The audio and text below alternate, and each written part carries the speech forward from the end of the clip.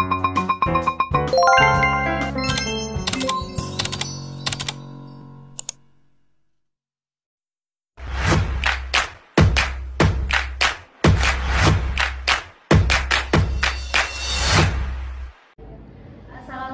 warahmatullahi wabarakatuh. Halo teman-teman, perkenalkan nama saya Mimatika Uliah Dan saya Anissa Zilaskiasani. Di sini kami akan membahas mengenai mata kuliah Etika dan Filsafat Komunikasi Pada topik 10 yang berjudul Komunikator, Pesan, Saluran, Komunikan, Efek, dan Umpan Balik. Saya sendiri akan membahas terkait komunikator, pesan, dan saluran. Dan saya akan menjelaskan tentang komunikan, efek, dan umpan balik. Yuk langsung saja teman-teman. Kita masuk materi ya. Cekidot. Oke, yang pertama itu adalah komunikator. Nah, komunikator ini adalah orang atau pihak yang bertindak sebagai pengirim atau penyampai pesan dalam suatu proses komunikasi. Dalam Khazanah Ilmu Komunikasi juga disebutkan bahwa komunikator ini sering dipertukarkan dengan sumber, pengirim, dan pembicara. Namun dalam Khazanah ini, sumber ini adalah dasar yang digunakan dalam penyampaian pesan untuk memperkuat pesan. Dalam komunikator juga tidak hanya berperan menyampaikan pesan kepada penerima, namun juga memberikan tanggapan serta menjawab pertanyaan dan masukan yang disampaikan oleh penerima dan publik yang terkena dampak dari proses komunikasi yang berlangsung. Jadi komunikator ini adalah nggak hanya orang yang mengirim pesan atau yang menyampaikan pesan gitu. Namun komunikator juga orang yang bisa gitu menerima tanggapan dari si komunikan tersebut gitu, agar suatu proses komunikasi ini efektif gitu dan berjalan dengan baik. Nah, menurut Harold Russell bahwa komunikator ini memiliki unsur-unsur. Nah, komunikasi pada dasarnya merupakan suatu proses yang menjelaskan siapa, mengatakan apa, dengan saluran apa, kepada siapa, dengan akibat atau hasil apa. Who, say, what, in which channel, whom, with what secrets. Itu menurut Laswell. Pada komunikator juga terdapat jenis-jenisnya. Di sini ada 3 jenis komunikator. Yang pertama itu adalah agresif. Nah, dalam komunikasi ini tipe agresif itu jadi kayak seperti susah untuk menerima masukan dari si komunikan gitu. Itu yang tipe agresif. Yang kedua ini adalah tipe pasif. Nah, kalau tipe pasif ini dia itu seperti lebih banyak diam dan cenderung mudah menerima pendapat orang lain gitu. Jadi pasif sama agresif ini berbalikannya gitu. Nah, yang terakhir ini adalah asertif. Nah, kalau asertif ini adalah perpaduan antara gaya komunikator si agresif dan pasif gitu. Nah, tipe ini lebih mudah kayak menyampaikan pendapat kepada orang lain gitu. Nah, di sini saya akan memberikan contoh sebuah komunikator gitu. Di sini contohnya itu adalah komunikasi antara dosen dan mahasiswa. Dosen ini sebagai komunikator harus memiliki pesan yang jelas yang akan disampaikan kepada mahasiswanya gitu, atau si komunikan ini gitu. Setelah itu dosen juga harus berkomunikasi baik secara langsung atau tidak langsung gitu kepada mahasiswa atau si komunikan ini gitu.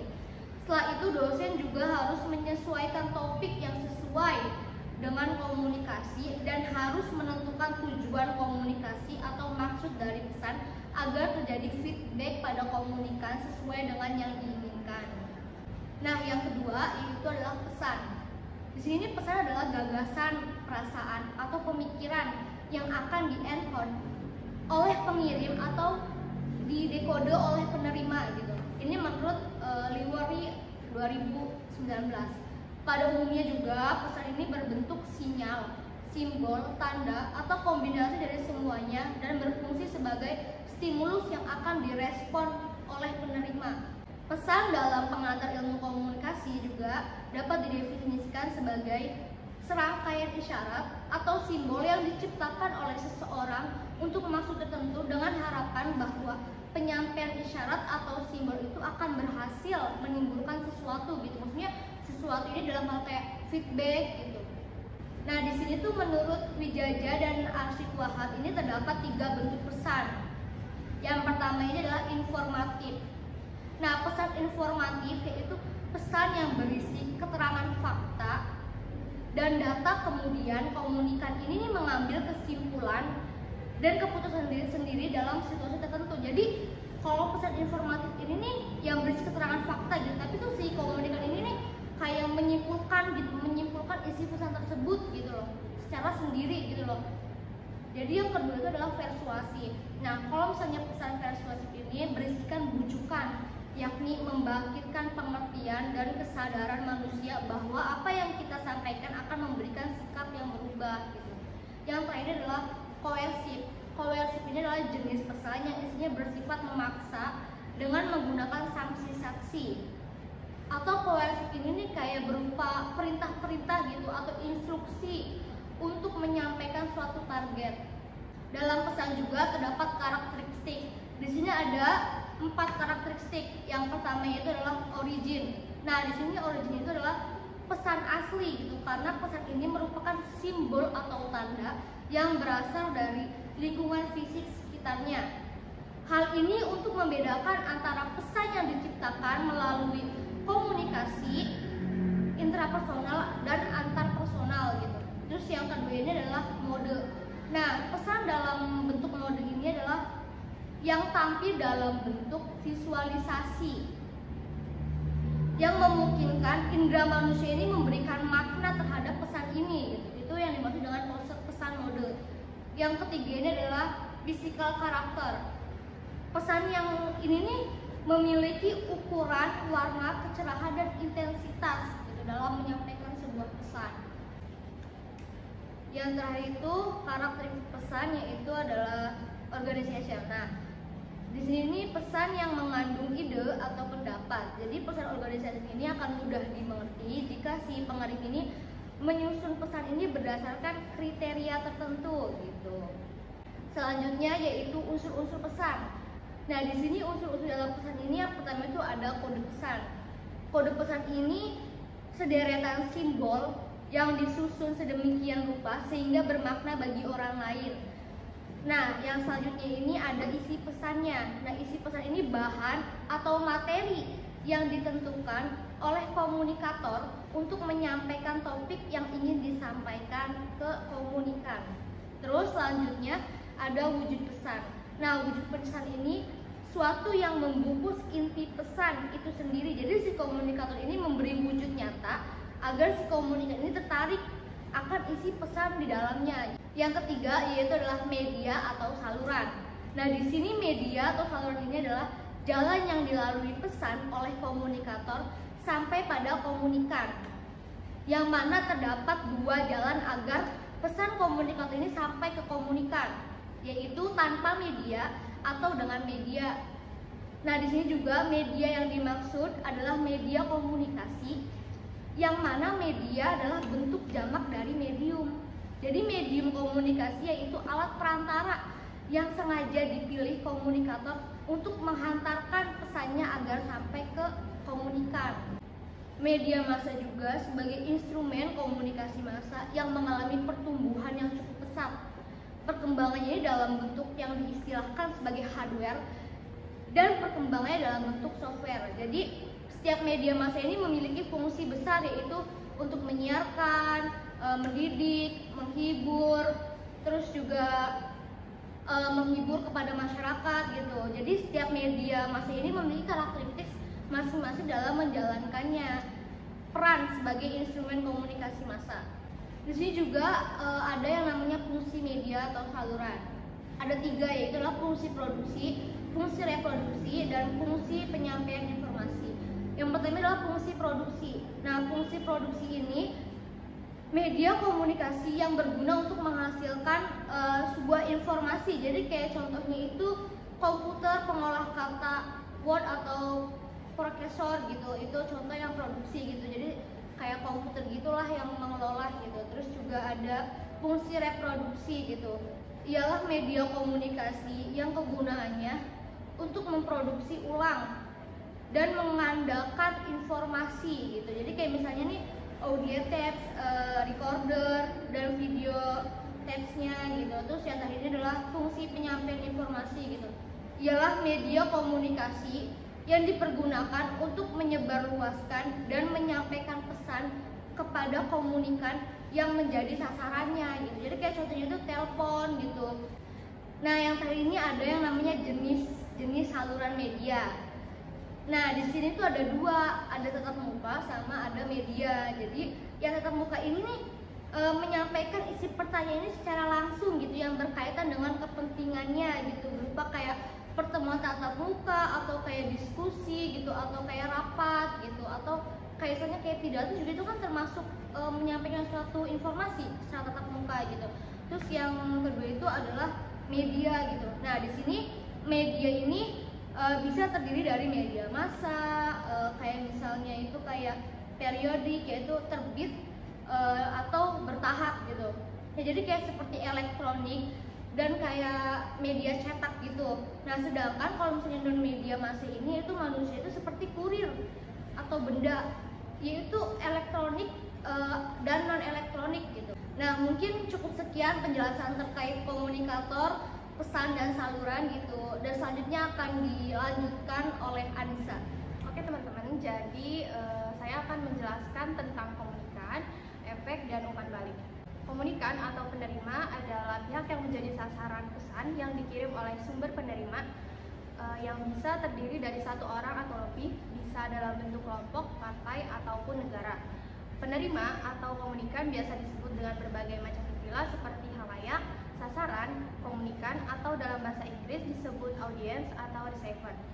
Dalam proses komunikasi, telah dipahami bahwa keberadaan penerima adalah akibat karena adanya sumber. Penerima adalah elemen penting dalam proses komunikasi karena dialah yang menjadi sasaran dari komunikasi. Oke, ketika komunikasi dilakukan, komunikan perlu memperhatikan 3 hal, yaitu keanggotaan kelompok, proses seleksi, dan kecenderungan komunikasi yang akan berhasil baik jika pesan yang disampaikan sesuai dengan pengetahuan dan lingkup pengalaman komunikan. Demikian pula, pesan harus cocok dengan lingkup pengalaman komunikan. Hal itu harus dipersiapkan secara matang dan harus diketahui secara jelas sasaran komunikannya, baik tingkat pendidikan, pekerjaan, jenis kelamin, maupun latar belakang budaya. Kebalikan dari komunikator, maka komunikan melakukan kegiatan menerima pesan dari komunikator. Selanjutnya, komunikan memberikan feedback atau umpan balik dengan mengirimkan pesan kepada komunikator. Aspek penting dalam penerimaan pesan adalah mendengarkan.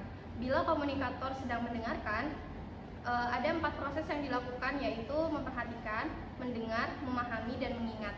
Syarat lain dari komunikan adalah sebagai berikut. Yang pertama yaitu ada kecakapan berkomunikasi, terutama pada kecakapan membaca dan mendengar.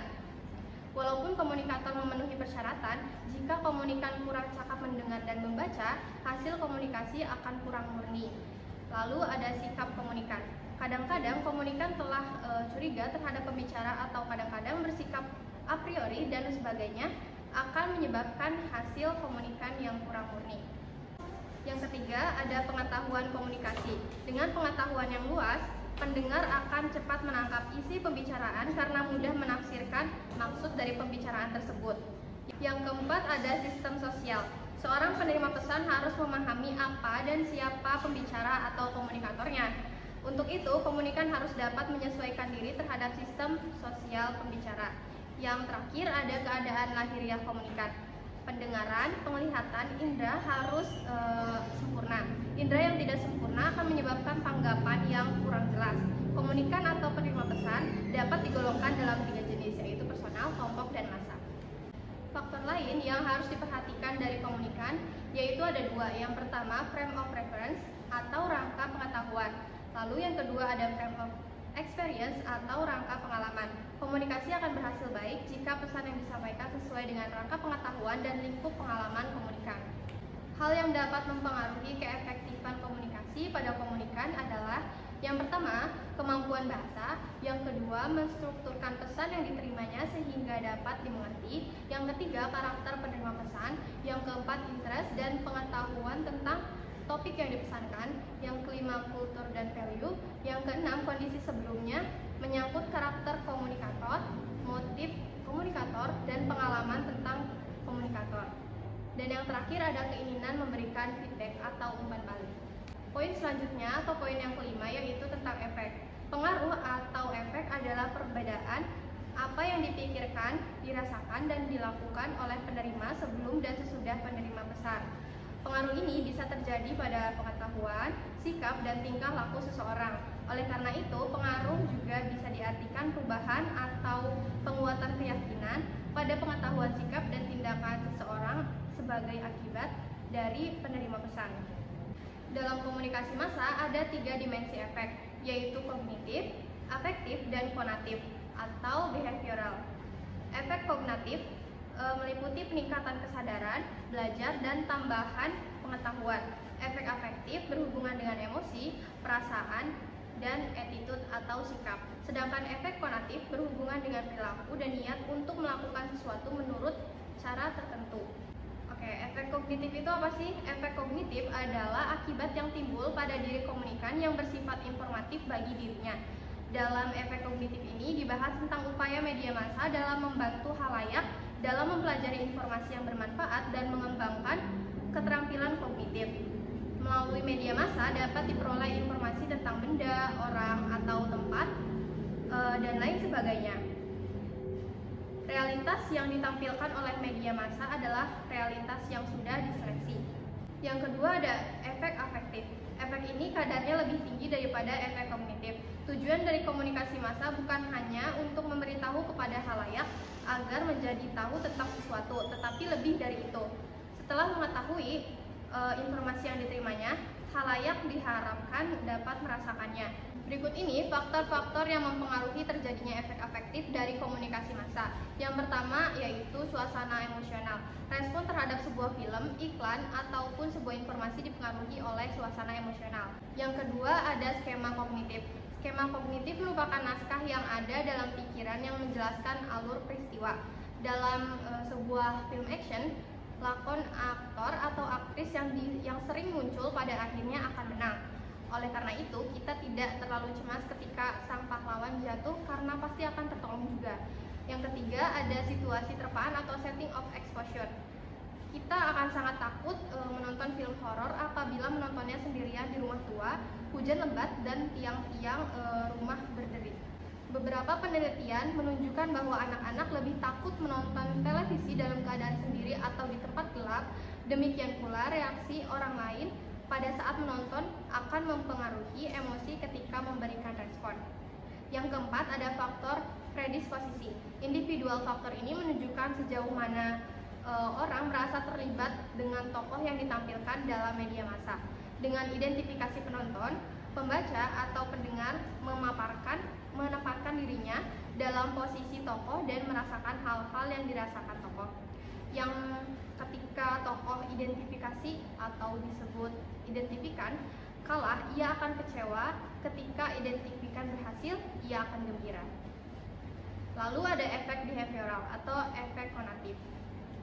Efek behavioral merupakan akibat yang timbul pada diri khalayak dalam bentuk perilaku, tindakan, atau kegiatan. Adegan kekerasan dalam televisi atau film akan menyebabkan orang menjadi beringas. Program acara memasak akan menyebabkan para ibu rumah tangga mengikuti resep-resep baru. Akan tetapi, semua informasi dari berbagai media tersebut tidak mempunyai efek yang sama. Mengapa terjadi efek yang berbeda? Belajar dari media massa tidak hanya bergantung pada unsur stimulinya. Teori belajar sosial dari Bandura.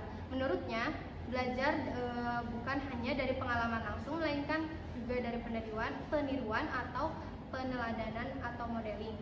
Perilaku merupakan hasil faktor-faktor kognitif dan lingkungan. Artinya ada keterampilan tertentu apabila terdapat jalinan positif antara stimuli yang diamati dan karakteristik. Efek juga merupakan perubahan yang terjadi di pihak komunikan atau tujuan setelah menerima pesan.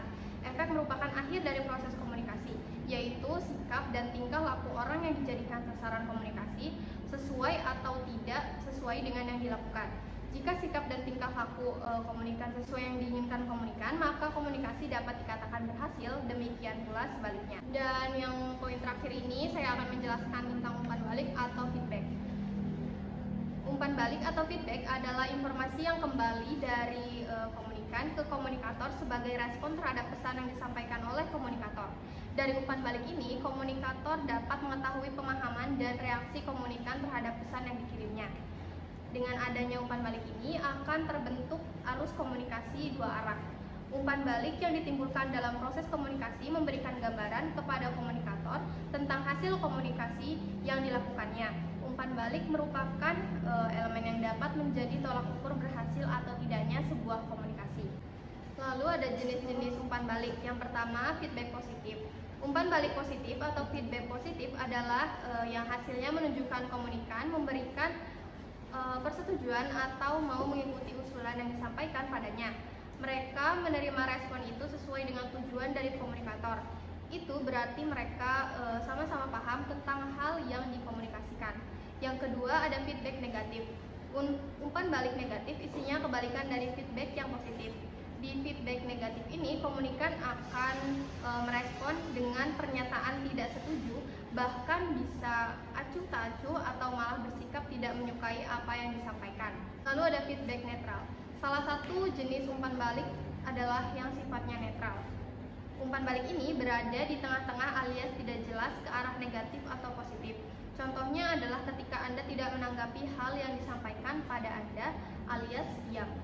Yang keempat ada feedback internal. Maksud dari feedback ini adalah yang disampaikan komunikan untuk dirinya sendiri. Yang kelima ada feedback eksternal. Feedback jenis ini terjadi ketika umpan balik disampaikan oleh komunikan atau bisa disamakan dengan umpan balik yang umum terjadi. Umpan baliknya dalam bentuk positif atau bahkan negatif. Yang terakhir, cara menyampaikan umpan balik. Yang pertama, disampaikan secara spesifik. Feedback yang disampaikan haruslah spesifik supaya orang yang diberikan pesan itu mengerti apa yang Anda maksudkan. Yang kedua, feedback sebaiknya dilakukan secara tertutup, terutama untuk feedback yang sifatnya untuk memberitahu kekurangannya. Yang ketiga, memberikan waktu untuk tanggapan. Feedback yang baik adalah umpan balik yang terjadi komunikasi dua arah. Yang keempat, lihat proses berikutnya. Setelah penyampaian feedback akan lebih baik dan akan lebih bagus apabila ada tindak lanjut yang membuat Anda bisa melihat perkembangan dari umpan balik yang disampaikan demi perbaikan. Oke teman-teman, cukup sekian yang bisa kami presentasikan. semoga bermanfaat dan dapat dipahami. Kurang lebihnya mohon maaf. Wassalamualaikum